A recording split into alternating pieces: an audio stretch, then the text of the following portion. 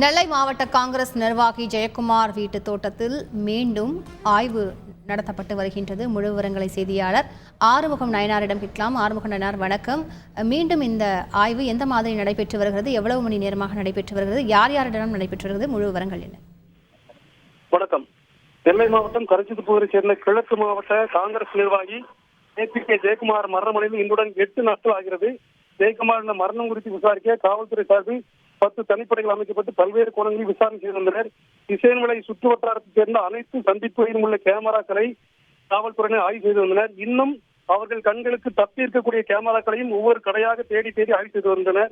அது மட்டுமல்லாது சிறிய கடைகள் முதல் பெரிய கடைகள் வரை இந்த 10 நாட்களுக்குள் யாராவது புதிய நபர்கள் பொருட்கள் வாங்கி செல்கிறார்களா, அவர்கள் தனியாக வந்திருக்கின்றார்களா அல்லது கும்பலாக வந்திருக்கின்றார்களா, காரில் வந்தார்களா அல்லது இருசக்கர வாகனத்தில் வந்தார்களா என்ற அளவில் அந்த ஆய்வு செய்து வருகின்றனர். அது மட்டுமல்லாது கடந்த 7 நாட்களாக அவருடைய தோட்டத்தில் சல்லடை போட்டு தேடி வந்தனர். இந்த நிலையில் இன்று மீண்டும் சிறப்பு புலனாய்வு குழுவினர் மற்றும் அவர்களுடன் வெளி மாவட்டங்களிலிருந்து வந்திருக்கக்கூடிய தடயவியல் நிபுணர்கள் அவர்களும் சேர்ந்து அங்கு இருக்கக்கூடிய தோட்டத்தில் இருக்கக்கூடிய காய்ந்த இலைகள், சருகுகள் அவர்கள் அதுக்கு இடையில் ஏதாவது தடயங்கள் சிக்குகிறதா, அதன் மூலம் இந்த மர்ம முடிச்சுகள் அவிழ்க்கப்படுமா என்ற ரீதியில் அவர்கள் தேடி வருகின்றனர். இன்றுடன் அவருடைய உடல் கண்டெடுக்கப்பட்டு 8 நாள் ஆகிறது.